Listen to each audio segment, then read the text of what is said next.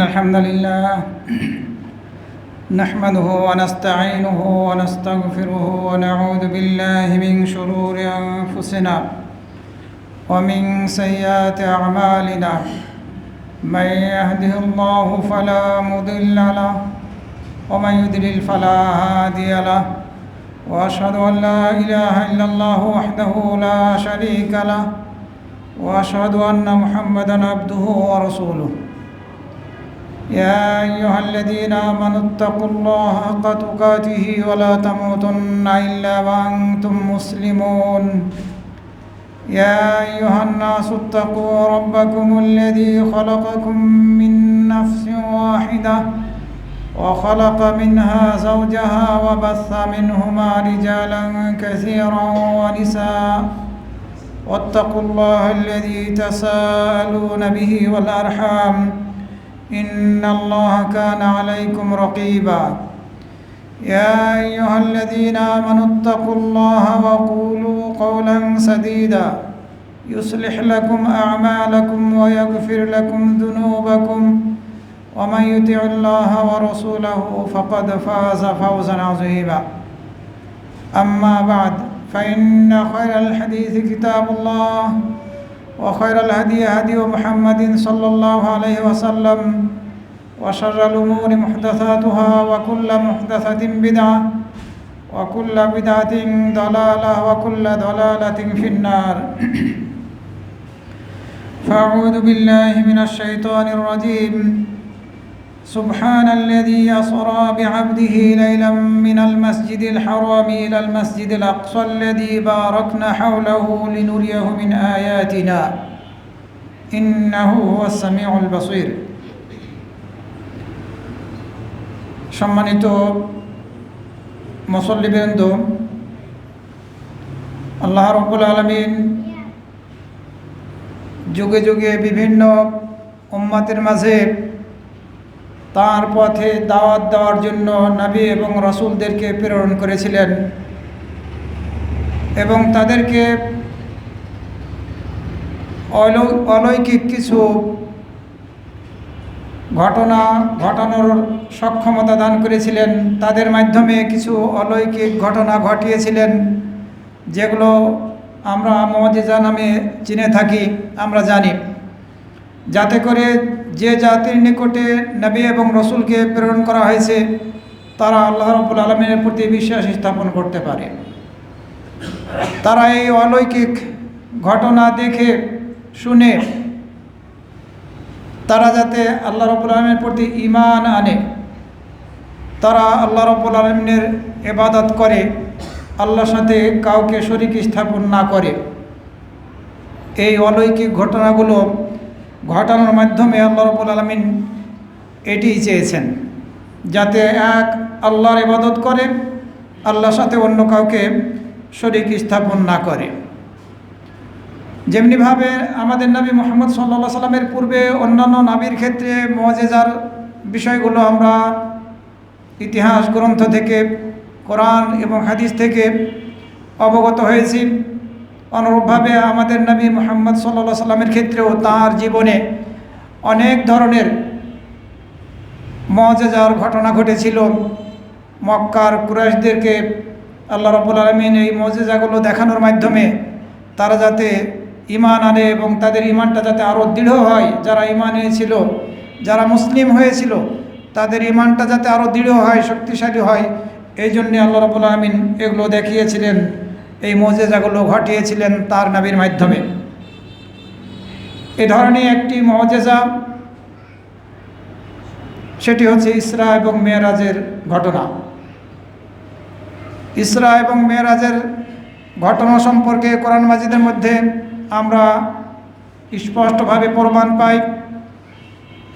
বিশেষভাবে ইসরার বিবরণ সূরা ইসরার প্রথম আয়াতেই দেওয়া হয়েছে। এই ইসরা বলা হয় আল্লাহ রাব্বুল আলামিনের বিশেষ কুদরতে নবী মুহাম্মদ সাল্লাল্লাহু আলাইহি সাল্লামকে রাতের বেলা যে জমিনের উপরে ভ্রমণ করাইছিলেন মক্কা থেকে বাইতুল মাকদিস পর্যন্ত, এটি হচ্ছে ইসরা, রাতের বেলা জমিনের উপরে ভ্রমণ করানো। আর মেরাজ হচ্ছে বাইতুল মাকদেস থেকে সপ্তম আসমানের উপরে সিদরাতুল মুনতাহা পর্যন্ত আল্লাহ রাব্বুল আলামিন তার নবী মুহাম্মদ সাল্লাল্লাহু আলাইহি সাল্লামকে যে ভ্রমণ করাইছিলেন, ঊর্ধ্বগমন করাইছিলেন,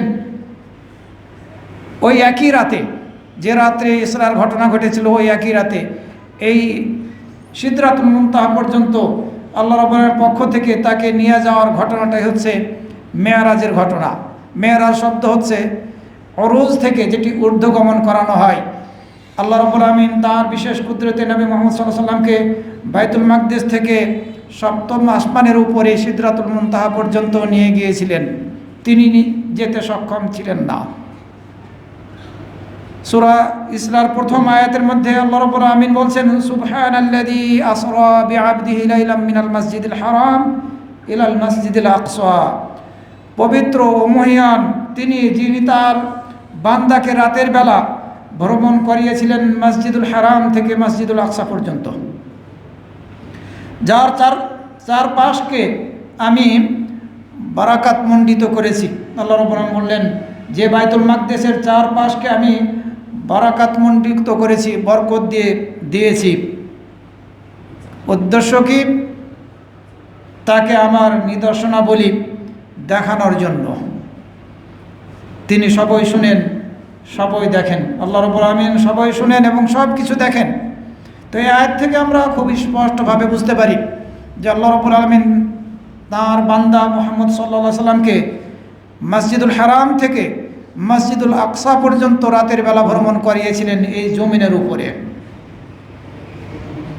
এই যে বলা হলো আয়াতের মধ্যে মসজিদুল হারাম থেকে, আসলেই কি মসজিদুল হারাম থেকেই রাসূল সাল্লাল্লাহু আলাইহি সাল্লামকে ভ্রমণ করানো হয়েছিল, নাকি রাসূল সাল্লাল্লাহু আলাইহি সাল্লামের বাড়ি থেকে এই ভ্রমণটা শুরু হয়েছিল?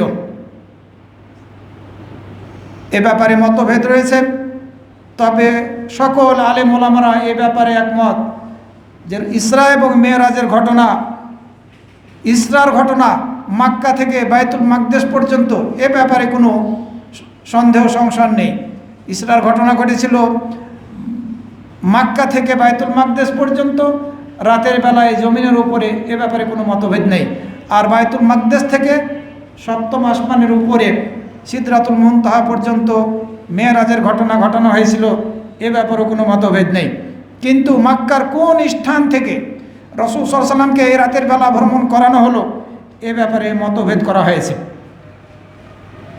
আয়াতের মধ্যে বলা হলো মসজিদে হারাম থেকে, কিন্তু আমরা বুখারী মুসলিম শরীফ সহ অন্যান্য হাদিস গ্রন্থে যদি দেখি তাহলে দেখছি যে না, এই ভ্রমণটা হয়েছিল রাসূল সাল্লাল্লাহু আলাইহি সাল্লামের বাড়ি থেকে। ভ্রমণটা শুরু হয়েছিল রাসূল সাল্লাল্লাহু আলাইহি সাল্লামের বাড়ি থেকে, যেটি আনাস ইবনে মালিক রাদিয়াল্লাহু আনহু থেকে বর্ণিত হয়েছে। তিনি বলেন, কারণ রাসূল সাল্লাল্লাহু আলাইহি সাল্লাম বলেছেন, ফুরেজা আন সাকফি বাইতি, আমার বাড়ির ছাদকে উন্মুক্ত করে দেওয়া হলো। রাসূল সাল্লাল্লাহু বলছেন, আমার বাড়ির ছাদকে উন্মুক্ত করে দেওয়া হলো এমতো অবস্থায় যে আমি মক্কায় ছিলাম। ফানাজালা জিবরিল, এই উন্মুক্ত ছাদ দিয়ে জিবরাইল আলাইহিস সালাম নেমে আসলেন। ফারাজা সদরি, আমার এই বক্ষকে বিদীর্ণ করলেন, দ্বিখণ্ডিত করে ফেললেন আমার বুককে। সুম্মা গাসালাহু বিমায়ে জামজাম, এরপরে জিবরাইল আলাইহিস সালাম আমার এই বুককে দ্বিখণ্ডিত করে এই ভিতরটা জমজমের পানি দিয়ে ধৌত করলেন, ধুয়ে ফেললেন। সুম্মা জা বিতাসতিন মিন যাহাবিন মুমতালিন হিকমাতান ওয়া ঈমানান, এরপরে স্বর্ণে পরিপূর্ণ স্বর্ণের একটি পাত্র নিয়ে আসলেন জিবরাইল আলাইহিস সালাম, যে পাত্র হিকমাত, জ্ঞান এবং ঈমান দ্বারা পরিপূর্ণ ছিল। এই স্বর্ণের পাত্র থেকে জ্ঞান এবং ঈমানকে আমার বুকের মধ্যে ঢেলে দিলেন তিনি। এরপরে আবার এটিকে বন্ধ করে দিলেন, অপারেশন সম্পূর্ণ হলো। এরপরে জিবরাইল আলাইহিস সালাম আমার হাত ধরলেন, চলা শুরু হলো। রাসূল সাল্লাল্লাহু আলাইহি সাল্লাম বললেন, আমার বাড়ির ছাদ উন্মুক্ত করে দেওয়া হয়েছিল। এই হাদিস থেকে বোঝা যাচ্ছে মসজিদে হারাম থেকে রাসূল সাল্লাল্লাহু আলাইহি সাল্লামের ভ্রমণ শুরু হয়েছিল না, তার বাড়ি থেকে এই ভ্রমণ শুরু হয়েছিল। এই হাদিস বুখারী শরীফের 349 আর মুসলিম শরীফের 433 নম্বরে বর্ণিত হয়েছে। কিন্তু আয়াতের মধ্যে যে বলা হলো মসজিদে হারাম থেকে, এটার ব্যাখ্যা কী? এটার ব্যাপারে আমাদের কি বলার আছে? আয়াতে বলা হচ্ছে মসজিদে হারাম থেকে, আর রাসূল সাল্লাল্লাহু আলাইহি ওয়াসাল্লাম বললেন আমার বাড়ি থেকে এই ভ্রমণ শুরু হয়েছিল। আমাদেরকে এই ব্যাখ্যার জন্য কিছু বিষয় জানতে হবে। মতভেদ করা হয়েছে, আগেই বলেছি। মক্কার কোন স্থান থেকে এই রাতের বেলার ভ্রমণটা শুরু হলো এ ব্যাপারে কেউ কেউ বলেছেন উম্মে হানি রাদিয়াল্লাহু আনহার বাড়ি থেকে এই ভ্রমণ শুরু হয়েছিল, কিন্তু এই হাদিস খুবই দুর্বল, মুনকার হাদিস, গ্রহণযোগ্য নয়। আবার কেউ কেউ বলেছেন খাদিজা রাদিয়াল্লাহু আনহার বাড়ি থেকে শুরু হয়েছিল এই ভ্রমণ, এটি জাল হাদিস, বানোয়াট হাদিস, গ্রহণযোগ্য নয়। আবার কেউ বলেছেন শিহাবে আবি তালেব থেকে এই ভ্রমণ শুরু হয়েছিল, এটিও জাল হাদিস, বানোয়াট হাদিস, গ্রহণযোগ্য নয়। কিন্তু এসব মতামতগুলি অনেকে বর্ণনা করে থাকেন। আবার কেউ বলেছেন এই রুকনে ইয়ামানি এবং এই মাকামে ইব্রাহিমের মাঝামাঝি স্থান থেকে, এই মাঝামাঝি স্থান থেকে রাসূল সাল্লাল্লাহু আলাইহি ওয়াসাল্লামের ভ্রমণ শুরু হয়েছিল, এটি দুর্বল হাদিস, সহিহ নয়। কিন্তু আয়াতে তো বলা হলো মসজিদে হারাম থেকে এই ভ্রমণ শুরু হয়েছিল, আল্লাহ শুরু করিয়েছিলেন। কিন্তু আমাদেরকে দেখতে হবে মসজিদে হারাম দ্বারা কোরআন এবং হাদিসের মধ্যে কি বোঝানো হয়েছে। কখনো কখনো মসজিদে হারাম শব্দটি উল্লেখ করা হয়েছে কোরআনের মধ্যে, আর এর দ্বারা উদ্দেশ্য হচ্ছে মক্কা। যেমনটি এই সূরা ইসরার প্রথম আয়াতের মধ্যে মসজিদে হারাম উল্লেখ করা হয়েছে, কিন্তু এর দ্বারা বোঝানো হয়েছে মক্কাকে।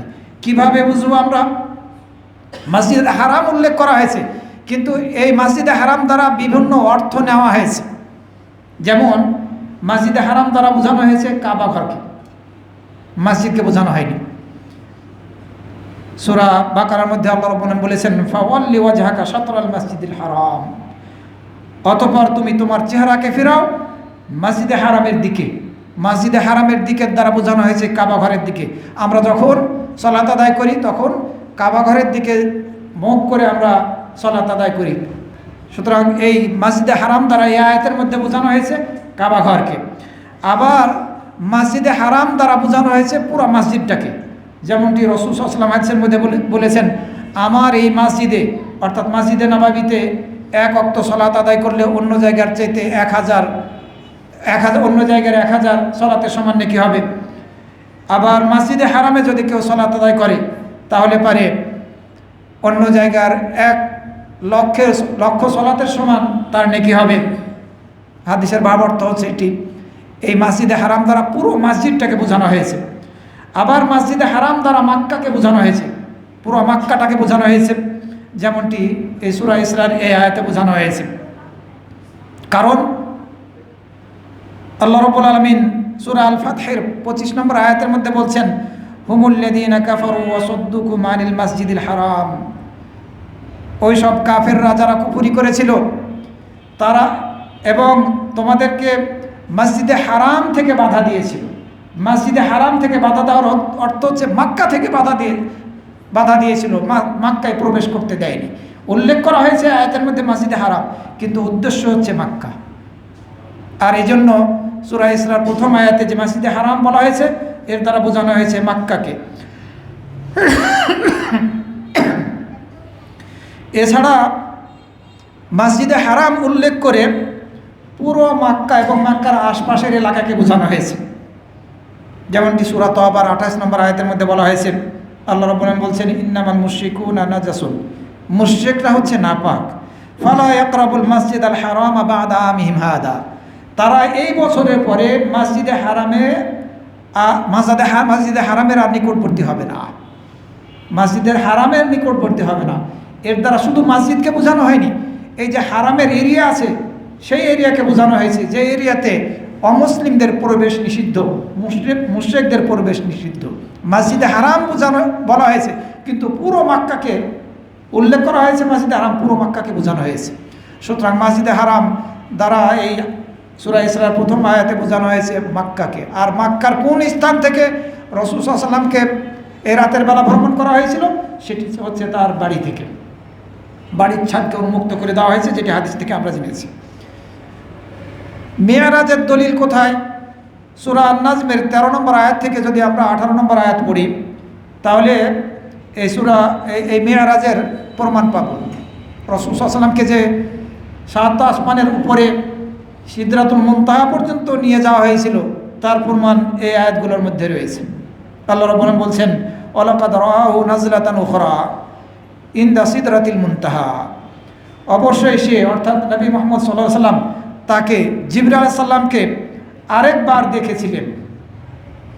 দেখেছিল শেষ সীমার বরই গাছের কাছে, শেষ সীমার বরই গাছের নিকটে, সিদরাতুল মুনতাহার নিকটে। আল্লাহ রাব্বুল আলামিন আয়াতের মধ্যে কথা বললেন। এরপরে বললেন, ইন্দাহা জান্নাতুল মাওয়া, যার কাছে অবস্থিত বসবাসের জান্নাত। সেই সিদরাতুল মুনতাহার কাছাকাছি অবস্থান হচ্ছে এই জান্নাতের অবস্থানটা। তো এই আয়াত থেকে আমরা বুঝলাম যে রাসূল সাল্লাল্লাহু আলাইহি ওয়াসাল্লাম জিবরাইল আলাইহিস সালামকে দ্বিতীয়বার দেখেছিলেন সিদরাতুল মুনতাহার নিকটে, আর সিদরাতুল মুনতাহা হচ্ছে সপ্তম আসমানের উপরে। সুতরাং প্রমাণিত হচ্ছে যে রাসূল সাল্লাল্লাহু আলাইহি ওয়াসাল্লামকে সপ্তম আসমানের উপরে সিদরাতুল মুনতাহা পর্যন্ত নিয়ে যাওয়া হয়েছিল। রাসূল সাল্লাল্লাহু আলাইহি ওয়াসাল্লামকে এই রাতের বেলা ভ্রমণ করানো হলো। এটি কি সশরীরে ছিল নাকি স্বপ্নে ছিল? স্বপ্নে ছিল না, রাসূল সাল্লাল্লাহু আলাইহি ওয়াসাল্লামের সশরীরে এই ভ্রমণ ছিল। সশরীরে যদি না থাকতো তাহলে মক্কার কাফের মুশরিকরা কেউ অস্বীকার করতো না, সবাই বিশ্বাস করত। স্বপ্নের বিষয়, স্বপ্নের মাধ্যমে অনেক কিছু ঘটানো যেতে পারে, অনেক কিছু আমরা দেখে থাকি যেগুলো বাস্তবে সম্ভব নয়। রাসূল সাল্লাল্লাহু আলাইহি ওয়াসাল্লামের এই ঘটনা সশরীরে, আত্মিকভাবে না, সশরীরে ছিলেন, পুরো বডি নিয়ে, রূহ এবং জাসাদ, আত্মা এবং বডি উভয়টা সহকারে এই ভ্রমণ ছিল। আল্লাহ রাব্বুল আলামিন করাইছিলেন এই ভ্রমণ, শুধু স্বপ্নের মাধ্যমে এটি ছিল না। আর এই কারণে মক্কার মুশরিকরা বিশ্বাস করেনি। আমরা যদি হাদিসের দিকে লক্ষ্য করি তাহলে দেখব, যখন এই ইসরা এবং মেরাজের ঘটনা আল্লাহ রাব্বুল আলামিন ঘটালেন, সেই রাতেই ফজরের নামাজের পরে রাসূল সাল্লাল্লাহু আলাইহি ওয়াসাল্লাম যখন মক্কাবাসীকে জানালেন, তখন মক্কাবাসী 3 ভাগে বিভক্ত হয়ে গেল। একটি দল হচ্ছে কাফেরদের দল, তারা এই ঘটনা শুনে তাদের কুফরিটাকে আরও বাড়িয়ে ফেলল, যে এটা আবার কিভাবে সম্ভব, কোনোভাবে এটা সম্ভব নয়, বিবেক বর্জিত কথা, এ ধরনের ঘটনা কারো পক্ষে ঘটনা সম্ভব নয়। তাদের কুফরিটা আরও শক্তিশালী হলো। কাফের তো ছিল, তাদের কুফরিটা আরও বেড়ে গেল। দ্বিতীয় শ্রেণীর লোক, যারা নবমুসলিম ছিল, ইসলাম গ্রহণ করেছিল, কিন্তু আল্লাহ রাব্বুল আলামিন সম্পর্কে, আল্লাহ রাব্বুল আলামিনের কুদরত সম্পর্কে তাদের সেরূপ জ্ঞান অর্জিত হয়েছিল না। তারা আল্লাহ রাব্বুল আলামিনের কুদরত সম্পর্কে জ্ঞান অর্জন করতে সক্ষম হয়েছিল না, যার ফলে যখন এই ঘটনা শুনল তখন নিজেদেরকে স্থির রাখতে পারল না, এরা মুরতাদ হয়ে গেল, ধর্মত্যাগী হয়ে গেল। তৃতীয় শ্রেণীর লোক যারা মুমিন, এই ঘটনা শোনার পরে এই মুমিনদের ঈমানটা আরও বেশি তাজা হলো, আরও শক্তিশালী হলো। এদের নেতা ছিলেন আবু বকর রাদিয়াল্লাহু আনহু। আয়েশা রাদিয়াল্লাহু আনহা থেকে বর্ণিত হয়েছে, তিনি বলেন, যখন নবী সাল্লাল্লাহু আলাইহি ওয়াসাল্লামকে মসজিদুল আকসা পর্যন্ত রাতের বেলা ভ্রমণ করানো হলো, তখন রাসূল সাল্লাল্লাহু আলাইহি ওয়াসাল্লাম সকালবেলা মানুষের সামনে এই ভ্রমণের আলোচনা শুরু করলেন। ফারতাদ্দা নাসুম মিম্মান আমানা, যারা ঈমান এনেছিল এদের মধ্যে থেকে কিছু লোক মুরতাদ হয়ে গেল, ধর্মত্যাগী হয়ে গেল, ইসলাম ত্যাগ করল। এবং আবু বকর রাদিয়াল্লাহু আনহুর নিকটে তারা ছুটে গেল। তারা বলল, হাল্লাকা ফি সাহিবিকা ইয়াজুমু আন্নাহু উসরিয়া বিহি লাইলা ইলা বাইতুল মাকদাস, তোমার সঙ্গী মুহাম্মদ সাল্লাল্লাহু আলাইহি ওয়াসাল্লাম ধারণা করছে যে রাতের বেলা তাকে বাইতুল মাকদাস পর্যন্ত ভ্রমণ করানো হয়েছে, তুমি কি এটা বিশ্বাস করো? আপনি কি এটা বিশ্বাস করেন? অথবা এরূপ কথা বলেছেন উনি। তখন আবু বকর রাদিয়াল্লাহু আনহু জিজ্ঞাসা করলেন, উনি কি এ কথা বলেছেন? বাস্তবে কি তিনি কি এ কথা বলেছেন যে রাতের বেলা বাইতুল মাকদাস ভ্রমণ করেছেন, এরপরে সেখান থেকে সপ্তম আসমানের উপরে? তারা উত্তরে বলল, হ্যাঁ। আবু বকর রাদিয়াল্লাহু আনহু বললেন, লাইন ক্বালা যালিকা লাকাদ সাদাক, তিনি যদি এ কথা বলে থাকেন তাহলে সত্যই বলেছেন। ক্বালু ওয়া তুসাদ্দিকুহু, এরা বলল, আপনি তার এই ঘটনাকে সত্য মনে করছেন? ক্বালা নাম, হ্যাঁ আমি সত্য মনে করছি। এমনকি আরও দূরবর্তীর কোনো ঘটনা যদি তিনি বর্ণনা করেন তাহলেও সেটিকে আমি বিশ্বাস করি, এ কথা বললেন। সেই আসমান থেকে সকাল সন্ধ্যায় ওয়াহি জিবরাইল আলাইহিস সালাম নিয়ে আগমন করেন, সেটাকে আমরা বিশ্বাস করেছি।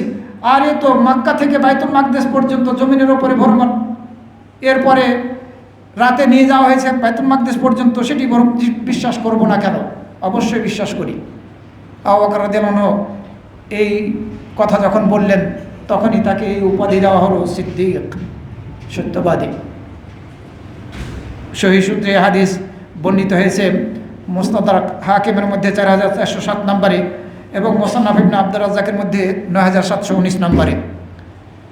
সম্মানিত মুসল্লিবৃন্দ, যখন আবু জাহালের নিকটে এই সংবাদ পৌঁছলো, এই ঘটনার খবর পৌঁছলো, তখন সে সুযোগ মনে করলো এই সুযোগে মুহাম্মদ সাল্লাল্লাহু আলাইহি ওয়াসাল্লামকে মিথ্যুক সাব্যস্ত করতে হবে। তো সে বলল না যে আমি এটা বিশ্বাস করি না। সে মক্কার সব লোকজনকে একত্রিত করালো, ডাক দিল, তোমরা সবাই উপস্থিত হও, যাতে মুহাম্মদ সাল্লাল্লাহু আলাইহি ওয়াসাল্লামকে মিথ্যুক সাব্যস্ত করতে তার পক্ষে সহজ হয়।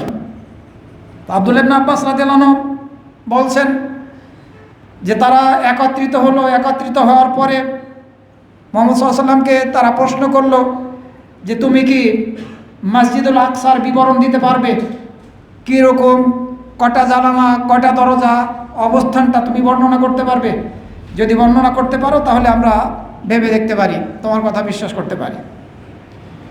আর এই মক্কাবাসীর মধ্যে এমন কিছু লোক ছিল যে যারা বাইতুল মাকদেস ভ্রমণ করেছে, তারা জানতো এই বাইতুল মাকদেসের বৈশিষ্ট্যগুলো কি কি, কেমন মসজিদটি, তাদের জানা ছিল। তো রাসূল সাল্লাল্লাহু আলাইহি ওয়াসাল্লাম বলছেন, ফাযাহাবতু আনআতু, আমি বিবরণ দেওয়া শুরু করলাম। ফামাজিলতু আনআতু হাত্তা তাবাসা আলাইয়া বা'দান নাত, আমি বিবরণ দিতে আছি, এর মধ্যে কিছু বিষয় আমার কাছে আটকে গেলাম, আমি কিছু ক্ষেত্রে আমি আটকে গেলাম, অর্থাৎ ঠিকমতো বিবরণটা মনে হয় দিতে পারছি না। ফাজিআ বিল মসজিদ, এ সময় আল্লাহ রাব্বুল পক্ষ থেকে মসজিদুল আকসাকে আমার সামনে উপস্থাপন করা হলো। একাল অথবা আকিলের বাড়ির সামনে উপস্থাপন করা হলো মসজিদুল আকসাকে। ওয়ান আনজুর ইলাইহি, আমি এই মসজিদুল আকসার দিকে তাকাচ্ছি আর বিবরণ দিতে আছি। রাসূল সাল্লাল্লাহু আলাইহি ওয়াসাল্লাম এ কথা বললেন। যখন বিবরণ দিলেন রাসূল সাল্লাল্লাহু আলাইহি ওয়াসাল্লাম, তখন এই মক্কাবাসীদের মধ্য থেকে যারা মসজিদুল আকসাকে দেখেছিল, তাদের মধ্য থেকে কিছু লোক বলল যে বিবরণ মুহাম্মদ দিচ্ছে সঠিকই দিচ্ছে।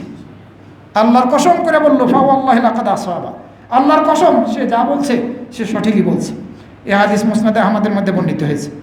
এছাড়া জাবের বিন আব্দুল্লাহ রাদিয়াল্লাহু আনহু থেকে বর্ণিত হয়েছে, রাসূল সাল্লাল্লাহু আলাইহি ওয়াসাল্লাম বলেছেন, লাম্মা কাযযাবাতনি কুরাইশ, যখন আমাকে কুরাইশরা মিথ্যুক সাব্যস্ত করলো এই ইসরা এবং মিরাজের ঘটনার ব্যাপারে, কুনতু ফিল হিজর, আমি তখন এই কাবা ঘরের পাশে হিজরে দাঁড়িয়ে গেলাম। ফাজালাল্লাহু লি বাইতুল মাকদেস, আল্লাহ রাব্বুল আমিন আমার সামনে বাইতুল মাকদেসকে প্রকাশ করে দিলেন। ফাতাফিকতু উখবিরুহুম আন আয়াতিহি, এরপরে আমি বাইতুল মাকদেসের বিবরণ তাদের সামনে দেওয়া শুরু করে দিলাম।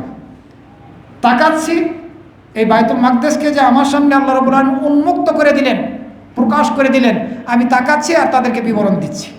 এই হাদিস বুখারী শরীফের 3886, 4710 এবং মুসলিম শরীফের 446, তিরমিজির 3133 নম্বরে বর্ণিত হয়েছে। রাসূল সাল্লাল্লাহু আলাইহি ওয়াসাল্লাম তাকাচ্ছেন, আল্লাহ রাব্বুল আমিন মুক্ত করে দিলেন বাইতুল মাকদেসকে তার চোখের সামনে, তাকাচ্ছেন আর বিবরণ দিচ্ছেন। কিন্তু এই মক্কার কাফের মুশরিকরা সেটি দেখছে না। এভাবে আল্লাহ রাব্বুল আমিন তার নবীকে সহযোগিতা করেছেন। এ ধরনের ঘটনা ঘটানোটা, ইসরা এবং মেরাজ এবং বাইতুল মাকদেসকে সামনে উপস্থাপন করানোটা আল্লাহ রাব্বুল আলামিনের কাছে খুব সামান্য কিছুই না বলতে পারি আমরা। কারণ আল্লাহ যদি কোনো কিছু করতে চান তাহলে তার এ কথাটাই যথেষ্ট, কুন ফায়াকুন, হয়ে যা তাহলে হয়ে যায়। আমরা সবাই জানি সুলাইমান আলাইহিস সালামের ঘটনা। বিলকিসের সিংহাসন নিয়ে আসার জন্যে তিনি উপস্থিত জনগণকে সম্বোধন করে বলেছিলেন যে তোমাদের মধ্য থেকে কে বিলকিসের সিংহাসনটা নিয়ে আসবে, যেটি সূরা আন-নামলের 38 থেকে 40 নম্বর আয়াতের মধ্যে বর্ণিত হয়েছে। কে নিয়ে আসতে পারবে? এই বিলকিসের এরা সৈন্যদল আত্মসমর্পণ করে আসার পূর্বে অথবা মুসলিম হয়ে আসার পূর্বে কে এই তার সিংহাসনটা নিয়ে আসতে পারবে। সিংহাসনটা কত দূরে ছিল, সেই ফিলিস্তিনে সুলাইমান আলাইহিস সালামের রাজত্ব আর বিলকিসের সিংহাসন ছিল সেই ইয়ামান দেশের দক্ষিণে। ক্বালা ইফরিতুম মিনাল জিন, জিনদের মধ্যে একজন ইফরিত নামক জিন, সে বলল আনা আতিকা বিহি ক্বাবলা আন তাকুমা মিন মাকামিক, আপনি হে সুলাইমান আলাইহিস সালাম আপনার এই মজলিস শেষ করার পূর্বেই তার সিংহাসন আপনার সামনে আমি উপস্থিত করে দেব। কিন্তু সুলাইমান আলাইহিস সালাম এতে সন্তুষ্ট হলেন না এবং এই জিন বলল আমি এ ব্যাপারে শক্তিশালী এবং আমানতদার, আমার পক্ষে নিয়ে আসা সম্ভব। কিন্তু সুলাইমান আলাইহিস সালাম চাইলেন আরও দ্রুত নিয়ে আসতে হবে। ক্বালা আল্লাযী ইনদাহু ইলমুম মিন কিতাব, এ সময় মানব জাতির মধ্য থেকে যার নিকটে কিতাবী জ্ঞান ছিল সে এ ধরনের একজন ব্যক্তি, সে বলল আনা আতিকা বিহি ক্বাবলা আন ইয়ারতাদ্দা ইলাইকা তারাফুক। সুবহানাল্লাহ, আপনার এই চোখের পলক ফেলার পূর্বেই আমি তার সিংহাসনকে নিয়ে এসে আপনার সামনে উপস্থিত করে দেব। তাই করল, চোখের পলক ফেলার পূর্বেই বিলকিসের সিংহাসন সুলাইমান আলাইহিস সালামের সামনে উপস্থিত। সুলাইমান আলাইহিস সালামের সামনে যখন তার এই সিংহাসনকে উপস্থিত দেখতে পেলেন তখন বললেন ক্বালা হাযা মিন ফাদলি রব্বি, এটি আমার রবের অনুগ্রহ, তিনি আমাকে পরীক্ষা করতে চেয়েছেন। আমি কৃতজ্ঞতা প্রকাশ করছি, কৃতজ্ঞ বান্দা হচ্ছি নাকি আমি অকৃতজ্ঞ হচ্ছি। সুলাইমান আলাইহিস সালাম এই কথা বলেন। একজন মানুষের পক্ষে কিতাবী জ্ঞান থাকার কারণে যদি একটা বিশাল আকৃতির সিংহাসনকে সুলাইমান আলাইহিস সালামের সামনে হাজারের উপরে এই কিলোমিটার দূরে চোখের পলক ফেলার পূর্বেই নিয়ে আসা সম্ভব হয়, তাহলে মুহাম্মদ সাল্লাল্লাহু আলাইহি সাল্লামকে এই রাতের বেলা মক্কা থেকে বাইতুল মাকদেস, এরপরে সেখান থেকে সপ্তম আসমানের উপরে সিদরাতুল মুনতাহা পর্যন্ত নিয়ে যাওয়াটা এটি কোনো ব্যাপারই নয়। সুতরাং এটি তার সশরীরে, রূহ এবং জাসাদ সশরীরে ঘটেছিল। সম্মানিত মুসল্লিবৃন্দ, কখন ইসরা এবং মেরাজের ঘটনা ঘটেছিল? কোরআন এবং কোনো হাদিস দ্বারা প্রমাণিত হয়নি যে ইসরা এবং মেরাজের ঘটনাটি কখন ঘটেছিল। আর এ কারণে 25-26টি মতামত এসেছে। কেউ বলেছেন অমুক রাত, কেউ বলেছেন অমুক রাত, এভাবে 25-26টা মতামত। এত মতামত আসবে কেন? যদি কোরআন এবং হাদিসের মধ্যে বলে দেওয়া হতো যে অমুক রাত্রিটি ছিল ইসরা এবং মেরাজের রাত, তাহলে তো এই মতামতগুলো আসার কোনো প্রশ্নই ছিল না। দলিল না থাকার কারণে যার যেটা ইচ্ছা হয়েছে সেটা বলেছেন।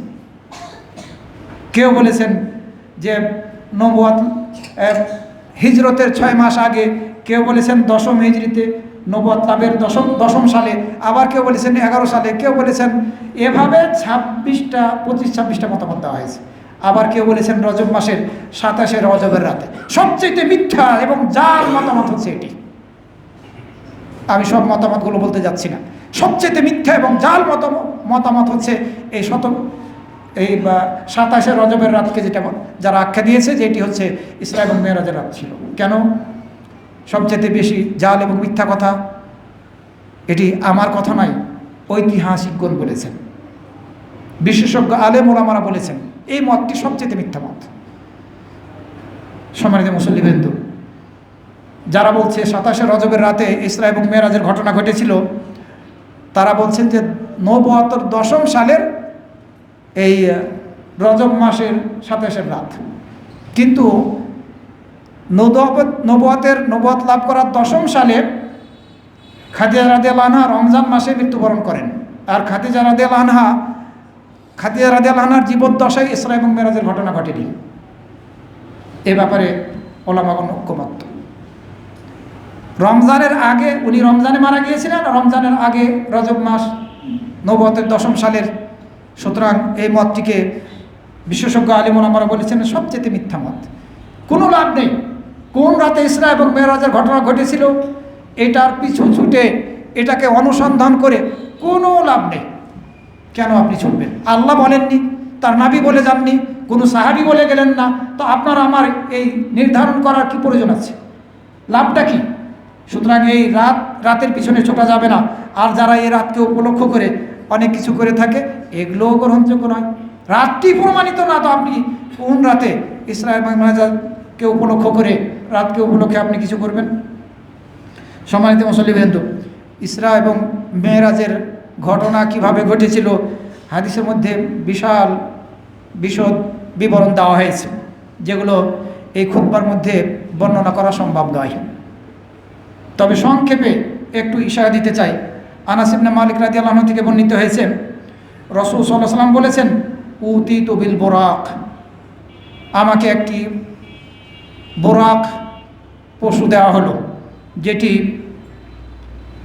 সাদা বর্ণের দীর্ঘ একটি পশু, গাধার চেয়ে ছোট আর খচ্চরের চাইতে, গাধার চেয়ে একটু বড় আর খচ্চরের চাইতে একটু ছোট, এই সাইজের। তার চোখ যত দূর যাচ্ছে তত দূর পর্যন্ত তার পা পড়ছে। এভাবে এই বোরাক পশুটি দ্রুতগতিতে ধাবিত হচ্ছে। আমি এই বোরাকের উপরে আরোহণ করলাম, আমি বাইতুল মাকদেসে আসলাম।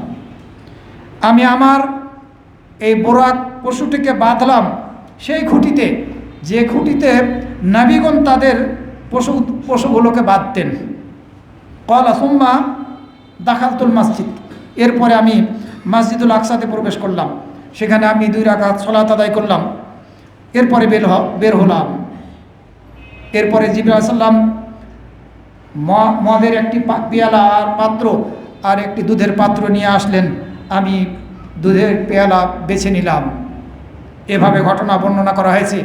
এরপরে জিবরাইল আলাইহিস সালাম রাসূল সাল্লাল্লাহু আলাইহি ওয়াসাল্লামকে নিয়ে চলা শুরু করলেন। প্রথম আসমানে জিবরাইল আলাইহিস সালাম প্রবেশের অনুমতি চাইলেন, অনুমতি দেওয়া হলো। কে আছে সঙ্গে সেটিও জানানো হলো। প্রথম আসমানে আদম আলাইহিস সালামের সাথে সাক্ষাৎ ঘটল, কিভাবে আল্লাহ ভালো জানেন। দ্বিতীয় আসমানে আবারও একই পদ্ধতিতে জিবরাইল আলাইহিস সালাম অনুমতি চাইলেন, সেখানে অনুমতি দেওয়া হলো। এই দ্বিতীয় আসমানে ঈসা ইবনে মারিয়াম এবং ইয়াহইয়া ইবনে জাকারিয়া আলাইহিমাস সালামের সাথে সাক্ষাৎ ঘটল। তারা অভিনন্দন জানালেন, দোয়া করলেন রাসূল সাল্লাল্লাহু আলাইহি ওয়াসাল্লামের জন্য। এরপরে তৃতীয় আসমানে জিবরাইল আলাইহিস সালাম নিয়ে গেলেন, একই পদ্ধতিতে অনুমতি চাইলেন। ইউসুফ আলাইহিস সালামের সাথে সেখানে দেখা হলো, সেখানে অভিনন্দন জানালেন রাসূল সাল্লাল্লাহু আলাইহি ওয়াসাল্লামকে এবং তার জন্য কল্যাণের দোয়া করলেন। চতুর্থ আসমানে ইদ্রিস আলাইহিস সালামের সাথে দেখা হলো। পঞ্চম আসমানে দেখা হলো হারুন আলাইহিস সালামের সাথে। ষষ্ঠ আসমানে দেখা হলো মূসা আলাইহিস সালামের সাথে। সপ্তম আসমানে দেখা হলো ইব্রাহিম আলাইহিস সালামের সাথে। সকলেই রাসূল সাল্লাল্লাহু আলাইহি ওয়াসাল্লামকে অভিনন্দন জানিয়েছেন এবং তার জন্যে কল্যাণের দোয়া করেছেন। এরপরে সপ্তম আসমানের উপরে সিদরাতুল মুনতাহা পর্যন্ত রাসূল সাল্লাল্লাহু আলাইহি ওয়াসাল্লামকে নিয়ে যাওয়া হয়েছে। ইব্রাহিম আলাইহিস সালাম বাইতুল মামুরে ঠাস লাগিয়ে বসেছিলেন এবং এই বাইতুল মামুর এমন একটি ইবাদতখানা, এমন একটি মসজিদ যেখানে দৈনন্দিন 70,000 ফেরেশতা প্রবেশ করে আল্লাহর ইবাদত করার জন্য। একবার যারা প্রবেশ করে তারা আর সেখানে প্রবেশ করার সুযোগ পায় না। সম্মানিত মুসল্লিবৃন্দ, এই সিদরাতুল মুনতাহা পর্যন্ত রাসূল সাল্লাল্লাহু আলাইহি ওয়াসাল্লামকে নিয়ে যাওয়া হলো এবং আল্লাহ রাব্বুল আলামিনের সাথে কথোপকথন হলো ওহীর মাধ্যমে। সরাসরি রাসূল সাল্লাল্লাহু আলাইহি ওয়াসাল্লাম আল্লাহকে দেখেছেন কিনা সেটি একটু পরে আমরা জানবো ইনশাআল্লাহ। 50 ওয়াক্ত সালাতকে প্রথমে ফরজ করা হলো। রাসূল সাল্লাল্লাহু আলাইহি ওয়াসাল্লাম নেমে আসলেন, মূসা আলাইহিস সালামের সাথে সাক্ষাৎ হলো। তার পরামর্শক্রমে 50 ওয়াক্ত থেকে এই বারবার যাওয়া আসার মাধ্যমে 5 ওয়াক্তে নামিয়ে নিয়ে আসা হলো। এরপরেও মূসা আলাইহিস সালাম বললেন, তোমার উম্মত এই 5 ওয়াক্ত সালাত আদায় করতেও সক্ষম হবে না। কিন্তু রাসূল সাল্লাল্লাহু আলাইহি ওয়াসাল্লাম বললেন, আমি আর আল্লাহ রাব্বুল আলামিনের দরবারে 5 ওয়াক্ত থেকে কমানোর জন্য আর যেতে চাচ্ছি না, আমি লজ্জাবোধ করছি।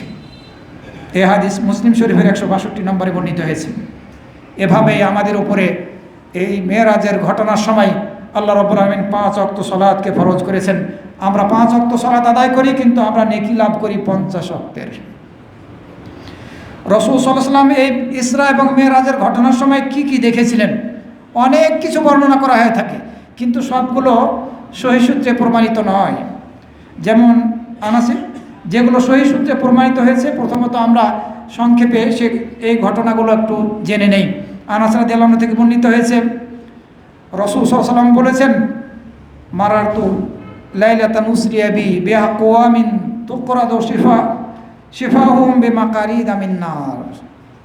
আমাকে যে রাতে মক্কা থেকে বাইতুল মাকদেস ভ্রমণ করানো হয়েছিল, সেই রাতে আমি কিছু লোককে অতিক্রম করছিলাম, যাদের ঠোঁটগুলোকে জাহান্নামের আগুনের কেচি দিয়ে চিরে চিরে ফেলা হচ্ছিল। জাহান্নামের আগুনের কেচি দিয়ে চিরে চিরে ফেলা হচ্ছিল, কেটে কেটে দেওয়া হচ্ছিল। কুলতু মান হাউলাই জিবরিল, আমি জিজ্ঞাসা করলাম ওরা কারা হে জিবরিল? জিবরাইল আলাইহিস সালাম বললেন, খুতাবা উম্মাতিকাল্লাযীনা ইয়াকুলুনা মা লা ইয়াফআলুন। ওরা হচ্ছে আপনার উম্মতের খাতিবরা, বক্তারা, আলোচকরা, যারা বলতো কিন্তু নিজেরা করতো না, মানুষকে উপদেশ দিত কিন্তু নিজেরা আমল করতো না, মানুষকে নিষেধ করত অন্যায় করতে, পাপের কাজ করতে, কিন্তু নিজেরা সেই পাপের কাজের সাথে জড়িত হতো। ওরা তাদেরকে এভাবে শাস্তি দেওয়া হচ্ছে। সহিহ সূত্রে এটি প্রমাণিত হয়েছে। অন্য বর্ণনা এসেছে, ইয়াকরাউনা কিতাবাল্লাহি ওয়া লা ইয়ামালুনা বিহি, তারা আল্লাহর কিতাব পড়তো কিন্তু তারা আল্লাহর কিতাবের উপরে আমল করতো না। আনাস ইবনে মালিক রাদিয়াল্লাহু আনহু থেকে অন্য একটি হাদিসের মধ্যে বর্ণিত হয়েছে আরও একটি ঘটনা। রাসূল সাল্লাল্লাহু আলাইহি সাল্লাম বলেছেন, লাম্মা উরিজা বি, আমাকে যখন ঊর্ধ্বগমন করানো হয়েছিল। রাসূল সাল্লাল্লাহু আলাইহি ওয়াসাল্লাম ইসরা এবং মেরাজে যাননি। যারা বলেন আলোচনা করতে গিয়ে যে রাসূল সাল্লাল্লাহু আলাইহি ওয়াসাল্লাম মেরাজে গিয়েছিলেন, ভুল অনুবাদ, এটা বলা ঠিক না। রাসূল সাল্লাল্লাহু আলাইহি ওয়াসাল্লামকে নিয়ে যাওয়া হয়েছিল, ওনার পক্ষে যাওয়া সম্ভব ছিল না। তো ওই ভাষায় রাসূল সাল্লাল্লাহু আলাইহি ওয়াসাল্লাম হাদিসের মধ্যে বলছেন, আমাকে যখন নিয়ে যাওয়া হয়েছিল, এই ঊর্ধ্বগমন করানো হয়েছিল, তখন আমি কিছু লোককে অতিক্রম করছিলাম, যাদের এই নখগুলো হচ্ছে পিতলের নখ। পিতলের নখ হয়ে গিয়েছে কবরের মধ্যে। ইয়াখমিশুনা উজুহাহুম ওয়া সুদুরাহুম, এই পিতলের নখ দ্বারা তাদের চেহারা এবং বুকের গোস্তগুলো খামচে খামচে ছিটছে তারা। এই দৃশ্য দেখলাম, এ ধরনের কিছু লোককে দেখতে পেলাম। ফাকুলতু মান হাউলাই ইয়া জিবরিল, আমি জিজ্ঞাসা করলাম ওরা কারা হে জিবরিল? জিবরাইল আলাইহিস সালাম বললেন, হাউলাই আল্লাযীনা ইয়াকুলুনা লুহুমান নাস ওয়া ইয়াকাউনা ফি আরাযিহিম, ওরা তারাই যারা মানুষের গোশত ভক্ষণ করত এবং মানুষের মান ইজ্জত নিয়ে ছিনিমিনি করত, মান ইজ্জতের উপর আঘাত করত, মানুষের গোশত ভক্ষণ করত, অর্থাৎ গীবত করত, যেটি সূরা আল হুজরাতের মধ্যে বলা হয়েছে। গীবত করাটাই হচ্ছে মানুষের নিজ ভাইয়ের গোশত ভক্ষণ করা। তো গীবত করলে এভাবে কবরের মধ্যে আমাদের শাস্তি হবে, আখিরাতেও শাস্তি হবে, যে আমাদের নখগুলো পিতলের হয়ে যাবে আর আমাদের চেহারা এবং বুকের গোস্তগুলো খামচে ছিঁড়ে ফেলবে, খামচাতে থাকবে। নাউযুবিল্লাহি মিন যালিক। এই হাদিস আবু দাউদের মধ্যে বর্ণিত হয়েছে সহিহ সূত্রে।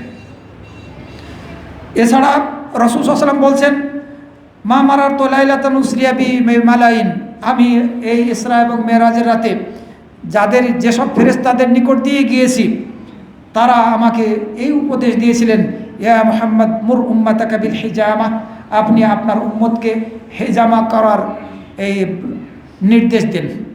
হেজামা হচ্ছে রক্তমক্ষম করা, শিঙ্গা লাগানো।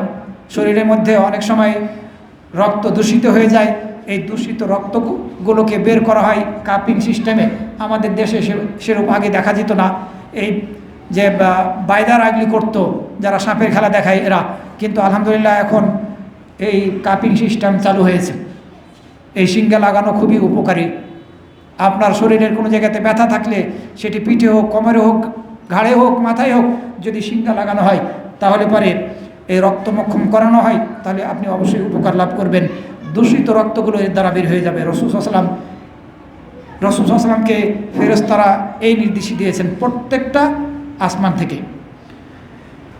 রাসূল সাল্লাল্লাহু আলাইহি ওয়াসাল্লাম জিবরাইল আলাইহিস সালামকে এই মেরাজের, ইসরা এবং মেরাজের ঘটনার সময় আসল রূপে দেখেছিলেন।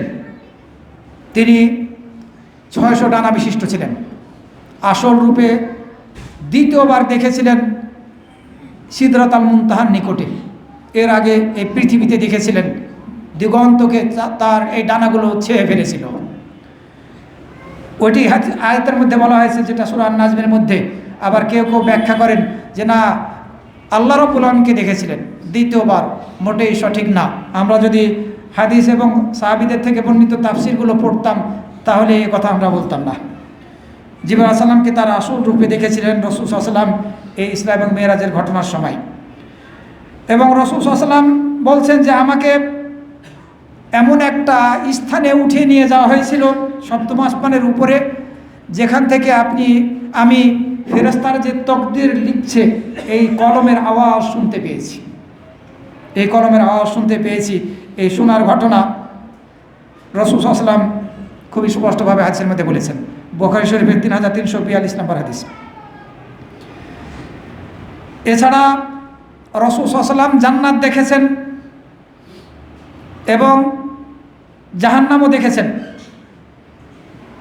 এছাড়া দাজ্জালকে দেখেছেন। কিভাবে দেখলেন?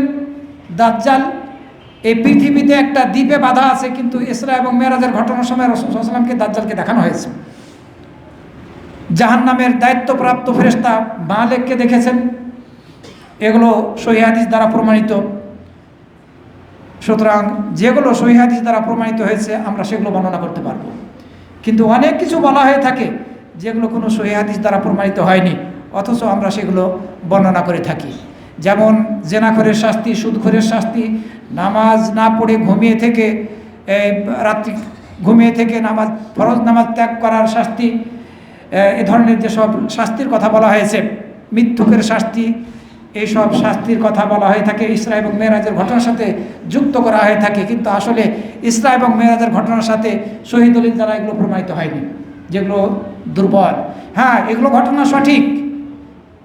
মিথ্যুকের শাস্তি, জেনাখোরের শাস্তি, সুদখোরের শাস্তি, নামাজ, ফরজ নামাজ বাদ দিয়ে ঘুমিয়ে থাকার শাস্তি, এগুলো বর্ণিত হয়েছে বুখারী এবং মুসলিম শরীফ সহ অন্যান্য হাদিস গ্রন্থের মধ্যে, অথবা অন্যান্য হাদিস গ্রন্থের মধ্যে বর্ণিত হয়েছে বুখারী মুসলিম ছাড়া। কিন্তু সেগুলো রাসূল সাল্লাল্লাহু আলাইহি ওয়াসাল্লাম স্বপ্নের মধ্যে দেখেছিলেন, স্বপ্নের মধ্যে ঘটনা। সেগুলো সহিহ হাদিস দ্বারা প্রমাণিত হয়েছে। আর ইসরা মেরাজের সাথে যেগুলো বর্ণনা করা হয় সেগুলো সহিহ হাদিস দ্বারা প্রমাণিত নয়। এই ইসরা এবং মেরাজের ঘটনার সময় রাসূল সাল্লাল্লাহু আলাইহি ওয়াসাল্লাম বলেছেন যে আমাকে 3টা জিনিস দেওয়া হয়েছে, যে 3টি জিনিস আর কাউকে দেওয়া হয়নি। একটি হচ্ছে আমার উপরে, আমার উম্মতের উপরে 5 ওয়াক্ত সালাতকে ফরজ করা হয়েছে। সূরা বাকারার শেষ 2টি আয়াত আমাকে দেওয়া হয়েছে আমানুর রাসূল থেকে। এরপরে আমার উম্মতের যত বড় গুনাহ করবে তারা শিরকের গুনাহ ছাড়া সব গুনাহ ক্ষমা করে দেওয়ার প্রতিশ্রুতি আল্লাহ রাব্বুল আলামিন দিয়েছেন। আল্লাহ চাইলে ক্ষমা করে দিবেন, এই প্রতিশ্রুতি দিয়েছেন। আর শিরক করা অবস্থায় যদি মারা যায়, কুফরি করা অবস্থায় যদি মারা যায়, তাহলে আল্লাহ রাব্বুল আলামিন তাকে আর ক্ষমা করবেন না। ইসরা এবং মেরাজের এই রাতকে কেন্দ্র করে আমরা কোনো অনুষ্ঠান করতে পারবো কি না? এই রাতকে কেন্দ্র করে আমাদেরকে দেখতে হবে রাসূল সাল্লাল্লাহু আলাইহি ওয়াসাল্লাম কোনো অনুষ্ঠান করেছিলেন কিনা, সাহাবীরা কোনো অনুষ্ঠান করেছিলেন কিনা। ওনারা যদি না করে থাকেন, আমরা তাদের চাইতে কি বেশি পরহেজগার যে এই রাতকে অনুসন্ধান করে ওই রাতে আমরা কোনো অনুষ্ঠান করব, বিশেষ কোনো ইবাদত করব? সাহাবীদের চাইতে আমরা বেশি তাকওয়াদার হয়ে গেছি, আল্লাহওয়ালা হয়ে গেছি যে আমরা এই রাতকে খোঁজাখুঁজি করে বিশেষ ইবাদত করব। যদি প্রমাণিত হতো যে রাসূল সাল্লাল্লাহু আলাইহি ওয়াসাল্লাম এই রাতকে উপলক্ষ করে কোনো বিশেষ ইবাদত করেছেন, তাহলে আমরা করতে পারতাম। যদি তর্কের খাতিরে ধরি নেই যে এই 27 রজবের রাতটা ইসরা এবং মেরাজের রাত, তাহলেও কি আমরা কোনো ইবাদত করতে পারতাম? না, পারতাম না। যদি রাসূল সাল্লাল্লাহু আলাইহি ওয়াসাল্লাম থেকে এই ইবাদত, বিশেষ ইবাদত প্রমাণিত না হয়ে থাকে, রাসূল সাল্লাল্লাহু আলাইহি ওয়াসাল্লাম থেকে প্রমাণিত না হয়ে থাকলে কোনো রাতকে ইসরা এবং মেরাজের রাত নির্ধারণ করে আমরা বিশেষ ইবাদত করতে পারি না। আর এটা প্রমাণিতই না। কেউ কোনো কোরআন এবং হাদিস থেকে দলিল দিতে পারবে না যে ইসরা এবং মেরাজের রাত 27 রজবের রাত ছিল। নাউযুবিল্লাহি মিন যালিক। সবচেয়ে মিথ্যা মত এটি। সম্মানিত মুসল্লিবৃন্দ, এসব বিদআতি কর্মকাণ্ড থেকে আমাদেরকে বেঁচে থাকতে হবে। বলা হয়ে থাকে, খাতিবরা বর্ণনা করে থাকেন যে এই রাতে রাসূল সাল্লাল্লাহু আলাইহি ওয়াসাল্লাম দেখেছিলেন ইসরার ঘটনার সময়, মক্কা থেকে বাইতুল মাকদেস পর্যন্ত যাওয়ার সময়, যে কিছু লোক একদিন চাষ করছে, পরের দিন সেই ক্ষেত আবার মাড়াই করতেছে। গ্রহণযোগ্য নয়, কিন্তু হুজুররা তো বর্ণনা করেন, সহিহ দলিল দ্বারা প্রমাণিত হয়নি। আজকে চাষ করছে, ফসল লাগাচ্ছে, কালকে আবার কেটে ফেলছে। এদের দ্বারা নাকি মুজাহিদদের বা যারা শহীদ হয়ে গিয়েছে এদেরকে বোঝানো হয়েছে। এটা মোটেই গ্রহণযোগ্য নয়। এ ধরনের আরও অনেক কিছু বলা হয়ে থাকে। সম্মানিত মুসল্লিবৃন্দ, ইসরা এবং মেরাজের রাতে রাসূল সাল্লাল্লাহু আলাইহি ওয়াসাল্লাম কি তার রবকে দেখেছিলেন? এ বিষয়ে দলিল কি বলে? এ মর্মে বহু হাদিস বর্ণিত হয়েছে। আব্দুল ইবনে শাকিক রাহিমাহুল্লাহ থেকে বর্ণিত হয়েছে, তিনি আবু দার রাদিয়াল্লাহু আনহুকে বললেন, আমি যদি রাসূল সাল্লাল্লাহু আলাইহি ওয়াসাল্লামের সাথে সাক্ষাৎ করতে পারতাম, আমি যদি তার সাথে মিলিত হতে পারতাম। আব্দুল ইবনে শাকিক বলছেন আবু দার রাদিয়াল্লাহু আনহুকে উদ্দেশ্য করে, তাহলে রাসূল সাল্লাল্লাহু আলাইহি ওয়াসাল্লামকে জিজ্ঞাসা করতাম, হাল রাআইতা রাব্বাক, আপনি কি আপনার রবকে দেখেছেন? তখন আবু দার রাদিয়াল্লাহু আনহু বললেন, আমি আমার রাসূল সাল্লাল্লাহু আলাইহি ওয়াসাল্লামকে জিজ্ঞাসা করেছিলাম, হাল রাআইতা রাব্বাক, আপনি কি আপনার রবকে দেখেছেন? রাসূল সাল্লাল্লাহু আলাইহি ওয়াসাল্লাম উত্তরে বললেন, নূরুন আন্না রাহু, প্রতিবন্ধক হচ্ছে নূর, কিভাবে আমি আমার রবকে দেখব? নূরুন আন্না রাহু, নূর, আমার চোখের সামনে নূর, আমি কিভাবে রবকে দেখব? মুসলিম শরীফের 461 নম্বর হাদিস। এছাড়া আবু দার রাদিয়াল্লাহু আনহু আরও বলছেন, আমি রাসূল সাল্লাল্লাহু আলাইহি ওয়াসাল্লামকে জিজ্ঞাসা করলাম যে আপনি কি আপনার রবকে দেখেছেন? রাসূল সাল্লাল্লাহু আলাইহি ওয়াসাল্লাম বললেন ওই একই কথা বললেন, নূরুন আন্না রাহু। এটিও মুসলিম শরীফের হাদিস 462 নম্বরে বর্ণিত হয়েছে, তিরমিজির 3282 নম্বরে। এছাড়া রাসূল সাল্লাল্লাহু আলাইহি ওয়াসাল্লাম বলছেন, লা ইয়ারা আহাদুম মিনকুম রাব্বাহু হাত্তা ইয়ামুতা, তোমাদের কেউ তার রবকে দেখতে পারবে না মৃত্যুর আগে কারো পক্ষে তার রবকে দেখা সম্ভব নয়, তিরমিজির 2235 নম্বর হাদিস। আর এই যে রাসূল বললেন নূরুন আন্না রাহু, নূর, প্রতিবন্ধক হচ্ছে নূর, কিভাবে দেখব? এই নূর দ্বারা বোঝানো হয়েছে হেজাব, আল্লাহকে দেখার আমার মাঝে হেজাব হিসেবে, পর্দা হিসেবে নূর ছিল, আমি কিভাবে আমার রবকে দেখব? এটা যে পর্দা ছিল সেটিও মুসলিম শরীফের হাদিসের মধ্যে বলে দেওয়া হয়েছে, হেজাবুহুন নূর, তার হেজাব হচ্ছে, পর্দা হচ্ছে নূর। মুসলিম শরীফের 463 নম্বর হাদিস। দেখা সম্ভব হয়নি।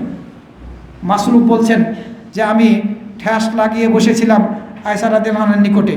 তিনি বললেন, হে আবা আয়েশা, 3টা বিষয়, এই 3টা বিষয়ের যে কোনো একটা কোনো ব্যক্তি বিশ্বাস করবে বা বলবে, সে আল্লাহর নিকটে মহামিথ্যুক, আল্লাহ রাব্বুল প্রতি মহামিথ্যারোপকারী হবে। এই 3টি বিষয়ের অন্যতম একটি হচ্ছে, যে ব্যক্তি এই ধারণা করবে যে মুহাম্মদ সাল্লাল্লাহু আলাইহি ওয়াসাল্লাম তার রবকে দেখেছেন, সে আল্লাহর প্রতি সবচেয়ে বড় মিথ্যারোপকারী, আল্লাহর প্রতি সবচেয়ে বড় মিথ্যারোপকারী। আয়েশা রাদিয়াল্লাহু আনহা এই কথা বললেন। মাসরুফ যখন আয়েশা রাদিয়াল্লাহু আনহা থেকে কথা শুনলেন, তখন ঠ্যাস লাগিয়ে বসেছিলেন, সোজা হয়ে বসলেন, বসে বললেন, হে উম্মুল মুমিনিন, আমাকে একটু সুযোগ দিন, আপনি তাড়াহুড়া করেন না। আল্লাহ রাব্বুল আলামিন কি বলেননি, ওয়ালাকাদ রাআহু বিল উফুকিল মুবিন ওয়ালাকাদ রাআহু নাজলাতান উখরা, তিনি তাকে এই সুস্পষ্ট দিগন্তে দেখেছেন, তিনি তাকে দ্বিতীয়বার দেখেছেন সিদরাতুল মুনতাহার নিকটে। আল্লাহ কি কথা বলেননি? আয়েশা রাদিয়াল্লাহু আনহা বললেন, এই আয়াত দুটির তাফসির সম্পর্কে এই উম্মতের আমি সর্বপ্রথম ব্যক্তি, যে ব্যক্তি রাসূল সাল্লাল্লাহু আলাইহি ওয়াসাল্লামকে জিজ্ঞাসা করেছিল। রাসূল সাল্লাল্লাহু আলাইহি ওয়াসাল্লাম বলেছেন, এই যে তিনি তাকে দেখলেন সুস্পষ্ট দিগন্তে, দ্বিতীয়বার দেখলেন সিদরাতুল মুনতাহার নিকটে, ইনি হচ্ছেন জিবরিল আলাইহিস সালাম। দ্বিতীয়বার আমি দেখেছি জিবরিল আলাইহিস সালামকে সিদরাতুল মুনতাহার নিকটে। রাসূল সাল্লাল্লাহু আলাইহি ওয়াসাল্লাম নিজেই তাফসীর করেছেন এই আয়াতের, অর্থাৎ জিবরিল আলাইহিস সালামকে তার আসল রূপে দেখেছিলেন রাসূল সাল্লাল্লাহু আলাইহি ওয়াসাল্লাম এই দুইবার, একবার পৃথিবীতে এই দিগন্তে, আর দ্বিতীয়বার সিদরাতুল মুনতাহার নিকটে। রাসূল সাল্লাল্লাহু আলাইহি ওয়াসাল্লাম নিজেই বলেছেন। এই হাদিস মুসলিম শরীফের 457 নম্বরে, তিরমিজির 3068, নাসাইর সুনানুল কুবরার 11147 নম্বরে, এছাড়া অন্যান্য নম্বরে বর্ণিত হয়েছে। সম্মানিত মুসল্লিবৃন্দ, আব্দুল্লাহ ইবনে আব্বাস থেকে বর্ণিত হয়েছে, তিনি বলেছেন যে রাআহু বিকালবিহি, রাসূল সাল্লাল্লাহু আলাইহি ওয়াসাল্লাম তার রবকে দেখেছিলেন তার অন্তরে, স্বচক্ষে দেখেছেন, একথা আব্দুল্লাহ ইবনে আব্বাস রাদিয়াল্লাহু আনহু বলেননি। এটিও মুসলিম শরীফের মধ্যে বর্ণিত হয়েছে এবং তিরমিজির মধ্যে। মুসলিম শরীফের 454 নম্বর হাদিস, তিরমিজির 3281 নম্বর হাদিস। আর আব্দুল্লাহ ইবনে আব্বাস রাদিয়াল্লাহু আনহু থেকে আরও বর্ণিত হয়েছে একইভাবে অর্থে, রাআহু বিফুয়াদিহি মাররাতান, তার অন্তর দিয়ে দেখেছিলেন। অন্তর দেখা আর স্বচক্ষে দেখা দুই জিনিস, এক জিনিস নয়, দুইবার। কিন্তু আব্দুল্লাহ ইবনে আব্বাস রাদিয়াল্লাহু আনহুর এই তাফসির, আয়াতের এই তাফসির অন্য সাহাবীরা গ্রহণ করেননি। আবু হুরায়রা রাদিয়াল্লাহু আনহু বলছেন, ওয়ালাকাদ রাআহু নাজলাতান উখরা, তিনি তাকে দ্বিতীয়বার দেখেছিলেন, অর্থাৎ জিবরিল আলাইহিস সালামকে দ্বিতীয়বার দেখেছিলেন। এটি মুসলিম শরীফের 453 নম্বর হাদিস। আবার আব্দুল্লাহ ইবনে মাসউদ রাদিয়াল্লাহু আনহু বলছেন যে রাসূল সাল্লাল্লাহু আলাইহি ওয়াসাল্লাম জিবরিল আলাইহিস সালামকে দেখেছিলেন, ফাকানা কাবা কাউসানি আও আদনা, খুব কাছাকাছি থেকে রাসূল সাল্লাল্লাহু আলাইহি ওয়াসাল্লাম জিবরিলকে দেখেছিলেন দ্বিতীয়বার, আল্লাহ রাব্বুল আলামিনকে দেখেননি। এটিও মুসলিম শরীফের 450, তিরমিজির 3277 নম্বরে বর্ণিত হয়েছে। একটু আপনারা চেপে বসেন, এইদিকে মনে হয় চেপে বসা যাবে। সম্মানিত মুসল্লিবৃন্দ, মূসা আলাইহিস সালাম আল্লাহকে দেখতে চেয়েছিলেন, কিন্তু আল্লাহ বললেন না যে আমি নিরাকার, আমাকে দেখতে পারবে না। দেখতে সক্ষম হননি। এর দ্বারা বোঝা যায় কারো পক্ষে এই দুনিয়ার চোখ দ্বারা আল্লাহকে দেখা সম্ভব নয়। রব্বে আরিনি আনজুর ইলাইক, মুসা আলাইহিস সালাম বলেছেন, হে রব, হে আমার রব, তুমি তোমাকে দেখাও, আমি তোমার দিকে দৃষ্টি দেবো। জানো ওদিকে পিছন দিয়ে চলে যাও। আল্লাহ বললেন, লান তারানি, তুমি আমাকে দেখতে সক্ষম হবে না, তবে শর্ত দিলেন, ওয়ালাকিন ইনজুর ইলাল জাবাল ফাইন ইসতাকাররা মাকানাহু ফাসাওফা তারানি, তুমি এই পর্বতের দিকে তাকাও, এই পর্বত যদি স্থির থাকে তাহলে তুমি শীঘ্রই আমাকে দেখতে পারবে। ফালাম্মা তাজাল্লা রাব্বুহু লিল জাবাল, যখন আল্লাহ রাব্বুল আলামিন মুসার রব যখন তার নিজেকে প্রকাশ করলেন পাহাড়ের সামনে, তার নূরকে প্রকাশ করলেন পাহাড়ের সামনে, জাআলাহু দাক্কা, এই পাহাড় প্রকম্পিত বানিয়ে দিলেন, পাহাড়কে প্রকম্পিত বানিয়ে দিলেন। ওয়া খাররা মুসা সায়কা, মুসা আলাইহিস সালাম বেহুশ হয়ে পড়ে গেলেন। তো কারো পক্ষে, কোনো নবী রাসূলের পক্ষে স্বচক্ষে আল্লাহ রাব্বুল আলামিনকে দেখা সম্ভব হয়নি, দেখা সম্ভব না। আমরা নবী এবং রাসূলগণ সহকারে মুমিনরা কিয়ামতের দিন এবং জান্নাতের মধ্যে আল্লাহ রাব্বুল আলামিনকে দেখতে পাবে, এবং এটি হচ্ছে সবচাইতে বড় নিয়ামত। এর চাইতে মুমিনরা বেশি আনন্দিত হবে না। এ মর্মে বুখারী, মুসলিম সহ অন্যান্য হাদিস গ্রন্থের মধ্যে হাদিস বর্ণিত হয়েছে। সম্মানিত মুসল্লিবৃন্দ, আল্লাহ রাব্বুল আলামিন তার নিজেকে প্রকাশ করবেন জান্নাতের মধ্যে কিয়ামতের দিন, শুধুমাত্র মুমিনরা দেখতে পাবে, অন্য কেউ দেখতে পাবে না, জান্নাতের মধ্যে দেখতে পাবে। এবং এই নিয়ামতটাই হচ্ছে, আল্লাহকে দেখাটাই হচ্ছে সবচেয়ে বেশি পছন্দনীয় নিয়ামতের অন্তর্ভুক্ত জান্নাতীদের জন্য। এই আল্লাহ রাব্বুল আলামিনকে দেখাটা দুনিয়াতে তো অস্বীকার করেছে, আবার আখেরাতেও দেখাকে অস্বীকার করেছে কিছু পথভ্রষ্ট সম্প্রদায়, যেমন জাহমিয়া, মুতাজিলা, রাফেজা, এই শিয়া রাফেজা যারা চরমপন্থী শিয়া, এবং এবাজিয়া গ্রুপ, এরা খারিজিদের অন্তর্ভুক্ত। এরা বলছে না দুনিয়াতে না আখেরাতে কোথাও আল্লাহ রাব্বুল আলামিনকে দেখা যাবে না, কারণ তারা হাদিসগুলো মানে না, হাদিসগুলোকে মানে না। সম্মানিত মুসল্লিবৃন্দ, এই ইসরা এবং মেরাজের ঘটনা ঘটেছে, এটি সঠিক। আমরা এর প্রতি বিশ্বাস স্থাপন না করলে আমরা ইমানদার থাকতে পারবো না। ওই কেউ কেউ নামাজ পড়তেছে, এই জন্য আসতে পারছে না। আপনারা একটু চেপে চেপে বসার চেষ্টা করেন ইনশাআল্লাহ। এই সাইডে একটু চাপেন।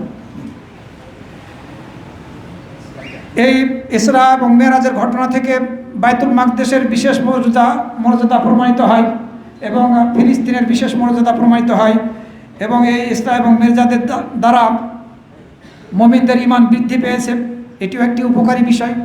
আবার এই ইসরা এবং মেরাজের ঘটনা থেকে রাসূল সাল্লাল্লাহু আলাইহি ওয়াসাল্লাম অন্যান্য নবীগণের এই পশুকে বাঁধার ক্ষেত্রে অনুসরণ করেছেন, এটিও একটি উল্লেখযোগ্য ঘটনা।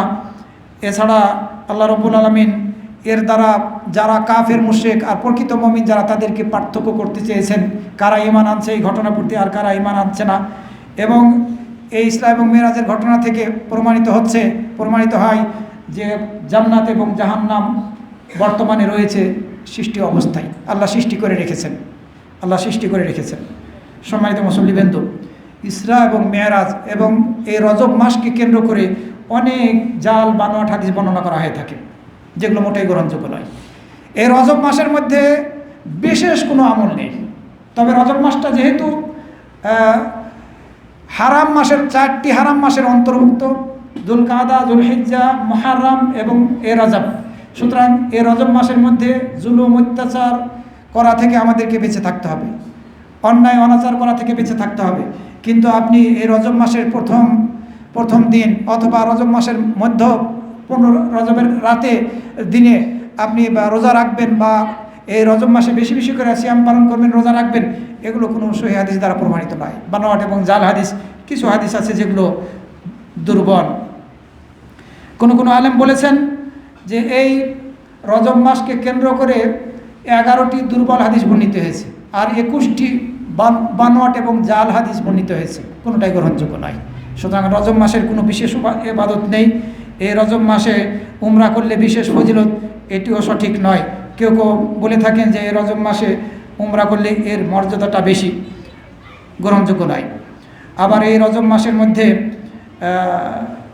আপনার সিয়াম পালন করার কথা বললাম, সলাতুর রাগায়েব নামে একটি সলাতের কথা বলা হয়ে থাকে, এগুলো বানোয়াট, কোনোভাবেই গ্রহণযোগ্য নয়, এগুলো থেকে আমাদেরকে বেঁচে থাকতে হবে। আর আগেই বলেছি, আমরা এই রজব মাসে ইসরা এবং মেরাজের রাতকে নির্ধারণ করে এক্ষেত্রে কোনো প্রকার অনুষ্ঠান করব না, এগুলো বেদাতি কাজ, কোনো ইবাদতও করব না। এই রজব মাসের মধ্যে কবর জিয়ারত করে থাকে অনেকে বিশেষভাবে, এগুলো বেদাতি কাজ। এই রজব মাসের মধ্যে আবার অনেকে পশু জবাই করে বিশেষ ফজিলতের উদ্দেশ্যে, এগুলো গ্রহণযোগ্য না। আল্লাহ রাব্বুল আমিন আমাদের সবাইকে এই ইসরা এবং মেরাজ কেন্দ্রিক যত বেদাতি কর্মকাণ্ড আছে এগুলো থেকে হেফাজত করুন। এবং ইসরা এবং মেরাজের রাতে আমরা কোনো প্রকার কোনো অনুষ্ঠানে অংশগ্রহণ করব না, কোনো আলোচনায় অংশগ্রহণ করব না। আমরা অন্যান্য রাতের মতোই পুরো মাসের রাতগুলোকে মনে করব। আল্লাহ রাব্বুল আমিন আমাদের সবাইকে এই আকীদা বিশ্বাস গ্রহণ করা তৌফিক দান করুন। আকুলু কওলি হাদা ওয়া আস্তাগফিরুল্লাহ লি ওয়া লাকুম ওয়া লিসাইরিল মুসলিমিন।